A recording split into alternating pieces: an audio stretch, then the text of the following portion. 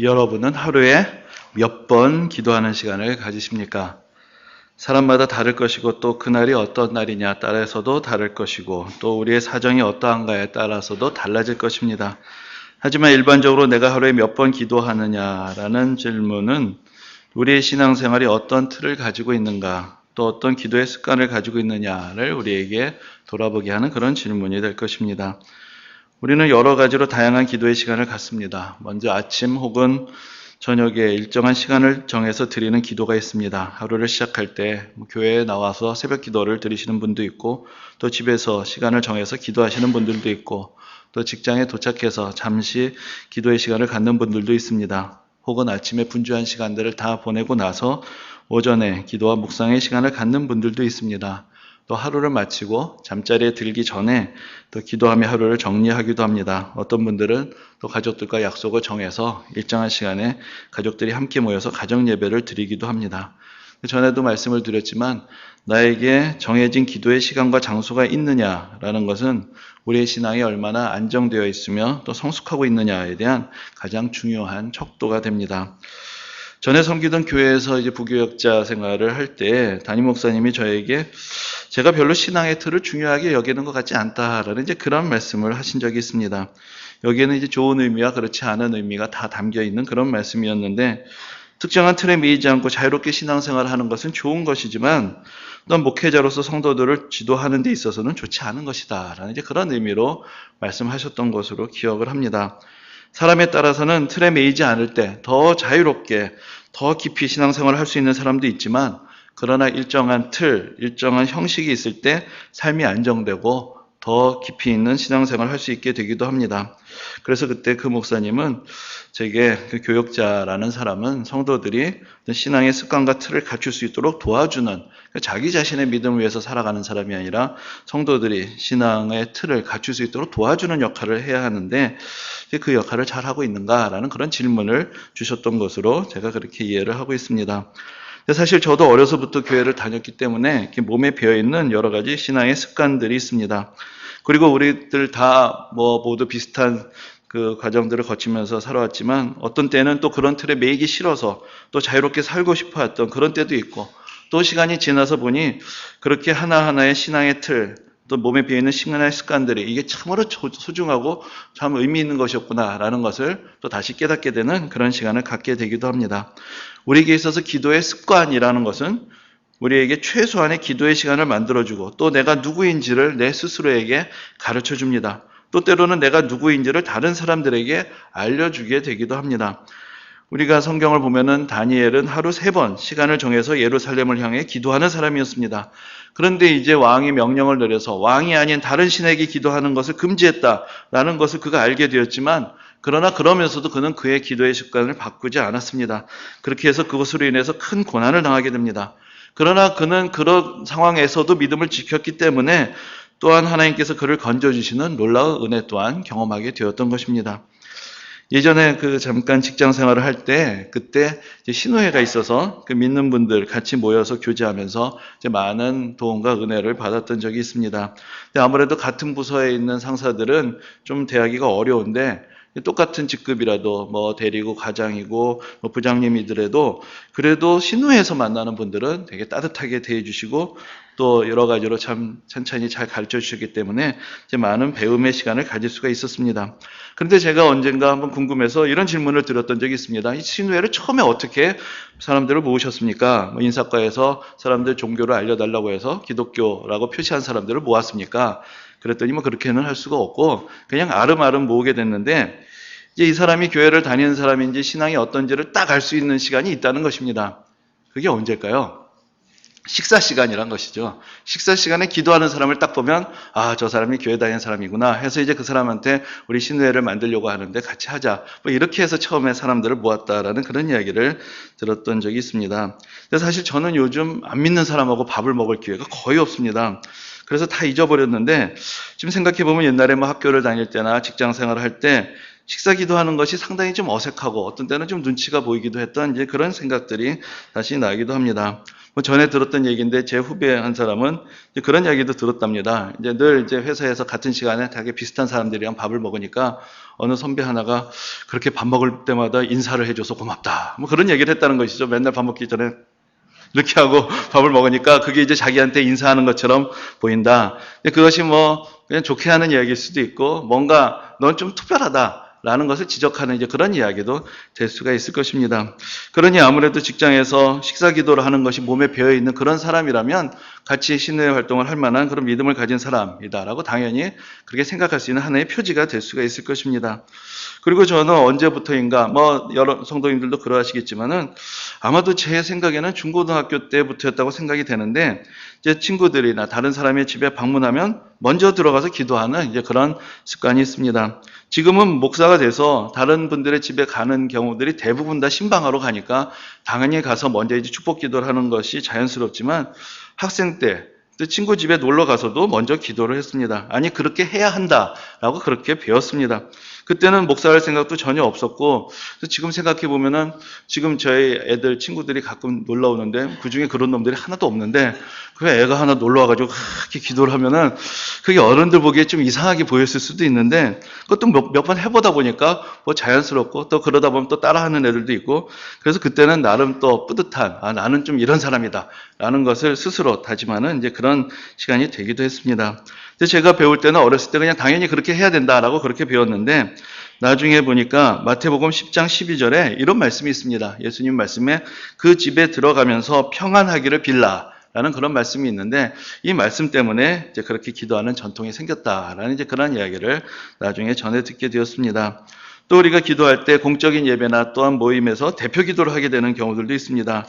많은 분들이 대표 기도하는 것을 상당히 부담스럽게 생각을 합니다. 물론 당연히 부담스러운 일입니다. 공적인 기도, 대표 기도라는 것은 다른 사람이 내 기도의 내용을 듣게 되기 때문이죠. 원래 기도라는 것은 하나님 앞에 나아가서 나의 진심을 하나님께 올려드리는 것. 이것이 기도의 어떤 본질적인 측면이라고 할 수 있는데 그 대표 기도라는 것은 다른 사람들 앞에서 기도한다는 것. 그래서 내 기도의 내용을 다른 사람들이 듣게 된다라는 그런 측면이 부과되기 때문에 더 부담스러운 그런 기도가 될 것입니다.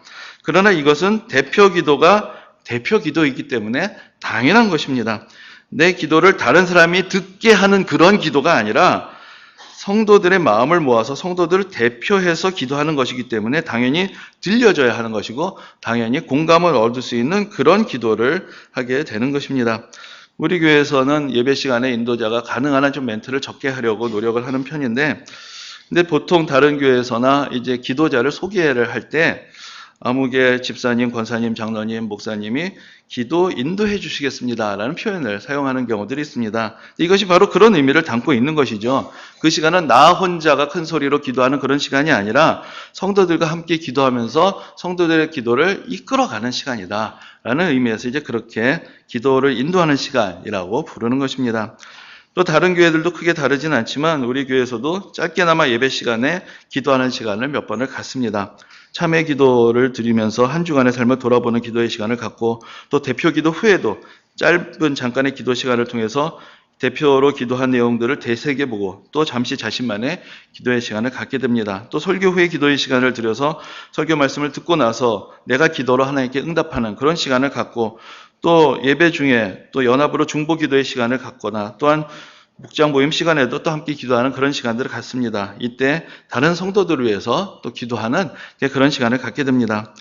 근데 전에 한번 생각해 보니까 이 주일에 우리가 특별히 시간을 내서 교회에 온 것인데 막상 주일에도 기도하는 시간은 별로 없구나라는 그런 생각을 해봤던 적이 있습니다. 예배 드리고 찬송 부르고 설교도 듣고 봉사도 하고 이야기도 많이 하는데 정작 우리가 기도하는 시간, 한 주간에도 별로 기도하는 시간이 없이 바쁘게 살았는데 주일날 시간을 내서 교회 와도 별로 기도하는 시간이 없지 않은가 이제 그런 생각이 들어서 가능한 한 여러분들에게 주일날 짧게라도 잠깐이라도 기도하는 시간들을 많이 드리려고 그렇게 생각을 합니다. 근데 이러한 기도 시간은 한편으로는 여러분들의 기도의 짐을 조금이라도 덜어드리려는 것입니다. 우리가 교회에 와서 기도 제목을 나누고 이야기하다 보면 이 사람을 위해서도 기도해야 되겠고 기도해야 되겠고 기도의 짐을 얻게 되죠. 또 설교를 듣다 보면 기도해야 된다 기도해야 된다라는 이야기를 듣게 되는데 그렇게 짐만 잔뜩 안고 가는 게 아니라 주일날 온 김에 가능하면 짐을 조금이라도 더 넣는 것이 좋지 않겠습니까? 그래서 기도의 제목들을 알았을 때 그날 기도하고 그 시간 기도하고 그 순간 기도할 수 있도록 이제 우리가 같이 기도하는 시간을 갖는 것입니다. 그러나 또한 바라는 것은 이걸로 이제 주일날 와서 기도해서 기도 다 했다라고 생각하기보다는 한 주간의 기도에 시동을 거는 시간이다. 내가 내 자신을 위해서 또 이웃들을 위해서 주일부터 기도하기 시작함으로 또 한 주간 우리의 기도에 시동을 거는 시간들로 주일날 여러 짧은 기도의 시간들을 갖게 되는 것입니다. 이러한 기도들은 정해진 시간에 어떤 형식을 따라서 드리는 그런 기도입니다. 그러나 또한 우리의 일상 속에서 다급한 순간에 드리게 되는 그런 기도들이 있습니다. 근데 오늘 본문 속에서 느헤미야라는 사람은 특별히 우리에게 그 일상 속에서 기도하는 모범을 보여주는 그런 중요한 본이 되는 사람입니다.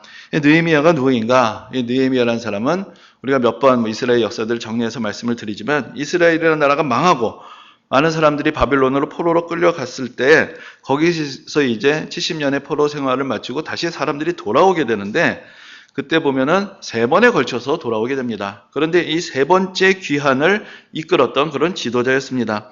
그런데 이 사람은 귀환하기 전에는 페르시아 왕에 의해서 그 왕의 술을 맡은 관원으로서 일을 했던 그런 사람이었습니다.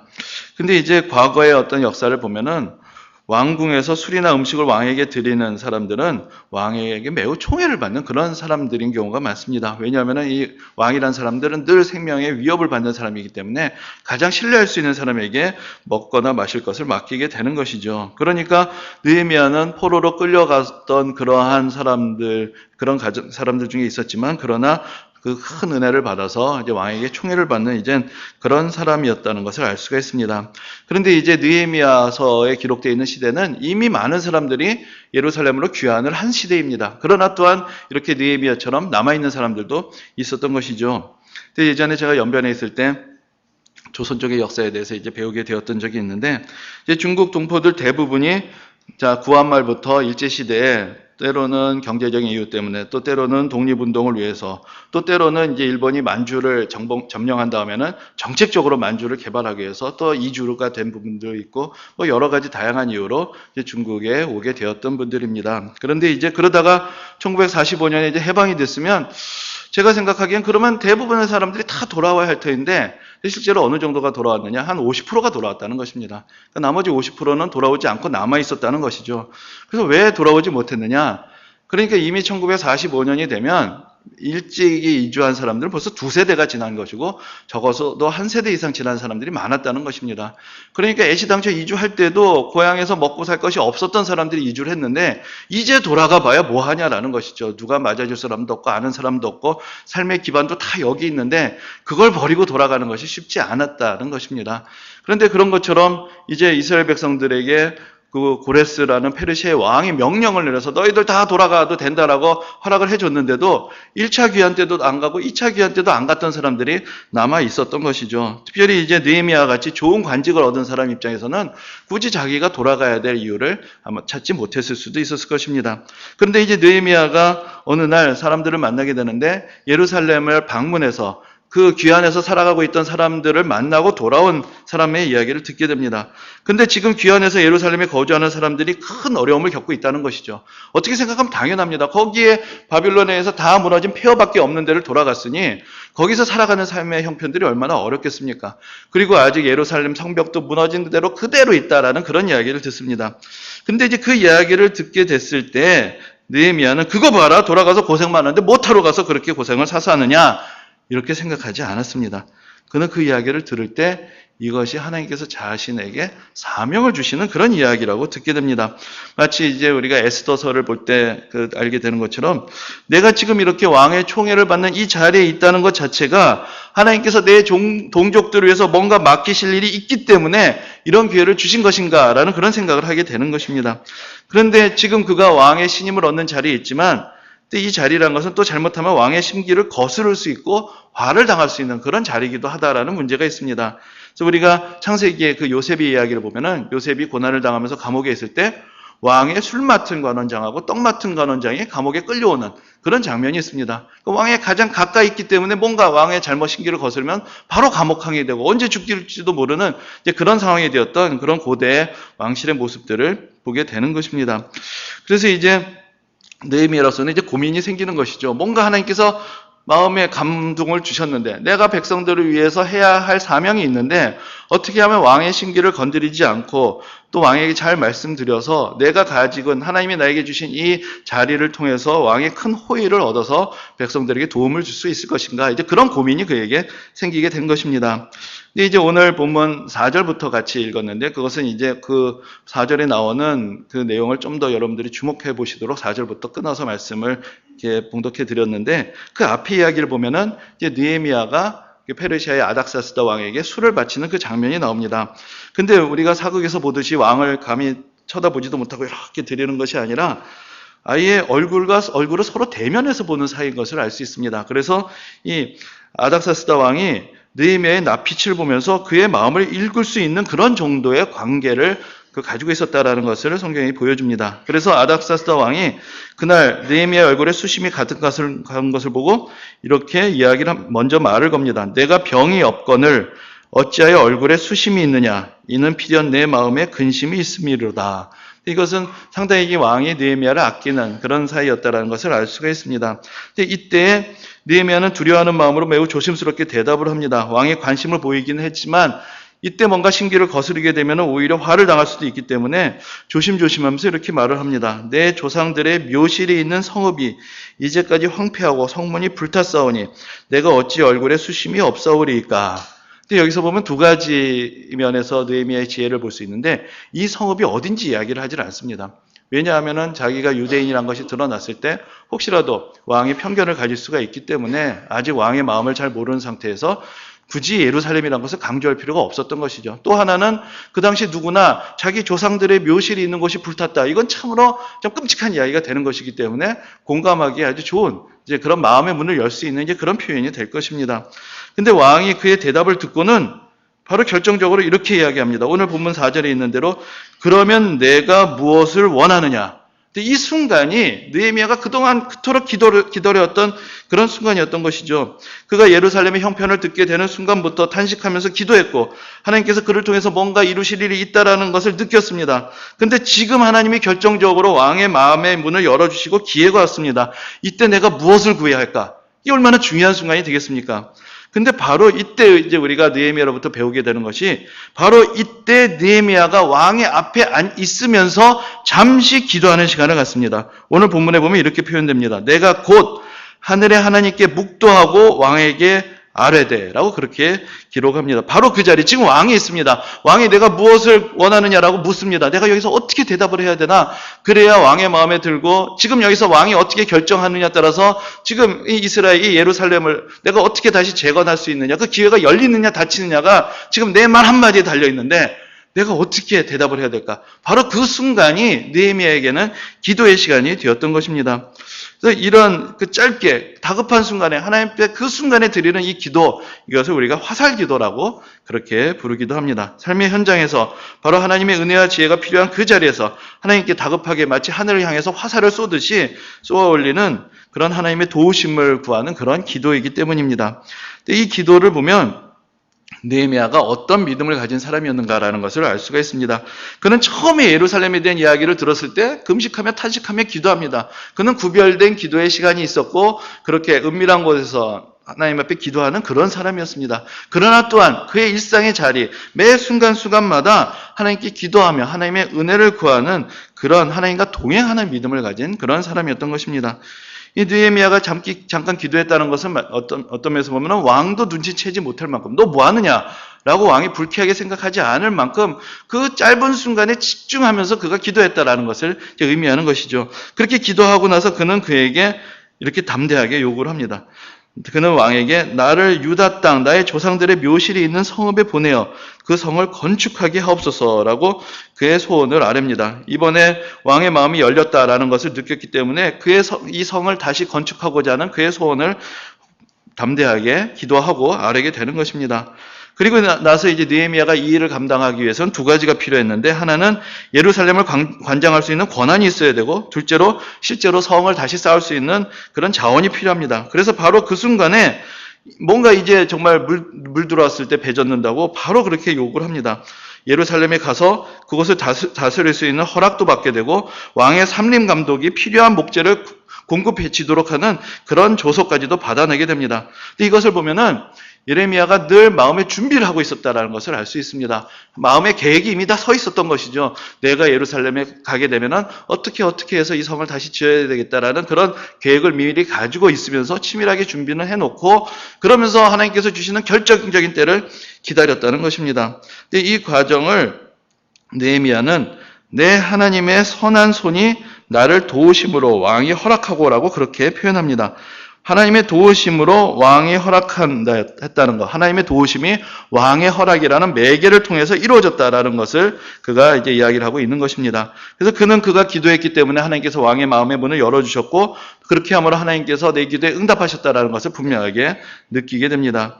느헤미야서를 보면은 이 외에도 느헤미야가 삶의 현장에서 그 자리에서 바로바로 기도하는 장면을 바로 볼 수 있습니다. 이 예루살렘 성을 이제 건축하러 갔는데 그때 또 이스라엘 백성들을 대적하는 사람들이 이 성을 짓지 못하게 방해하고 비방하는 이야기를 듣습니다. 그 자리에서 바로 또 그는 기도합니다. 우리가 업신여김을 당합니다. 원컨대 저들이 욕하는 것이 그들의 머리로 돌아가게 하소서. 그가 그 비방의 소리를 듣는 그 자리에서 기도합니다. 또한 그가 예루살렘의 총독이 되어서 그곳에서 가난하고 억압받는 사람들을 돕게 되었을 때 그러면서 또 하나님 앞에 자랑하며 기도합니다. 하나님이여 내가 이 백성을 위해 행한 모든 일을 기억하사 내게 은혜를 베푸소서. 그가 탄식하며 기도하고 또 감사하며 기도하고 내가 행한 일들을 하나님께 아뢰며 기도하고 그 매 순간의 삶의 자리가 그에게는 기도의 자리였던 것입니다. 우리가 시간을 정해놓고 규칙적으로 하나님 앞에 집중하여 드리는 기도도 필요합니다. 또한 일상 속에서 늘 기도한 마음으로 살아가며 결정적인 순간을 놓치지 않고 하나님의 도움을 구하며 드리는 그런 기도도 우리에게는 필요합니다. 우리의 삶 속에서 기도가 호흡이 되고 삶의 일부가 되어서 뗄래야 뗄 수 없는 그런 습관처럼 우리 삶의 일부가 될 때 우리는 쉬지 않고 기도하라 라는 말씀이 어떤 의미인지를 더 잘 알게 될 것이고 하나님과 동행하는 그런 삶을 살아가게 되는 것입니다. 우리가 처음에 말씀을 나눌 때 하루에 몇 번 기도하십니까? 라고 질문을 드렸는데 이제 우리가 12월 또 첫 주, 또 대림절 첫 주를 맞이하면서 나는 하루에 언제 기도하는 시간을 가지고 있는가? 나는 어떻게 기도하는 사람인가? 우리가 다시 한번 하나님 앞에 점검해보고 또 새로운 기도의 결단을 할 수 있는 그런 모든 성도님들이 되시기를 주님의 이름으로 축원합니다.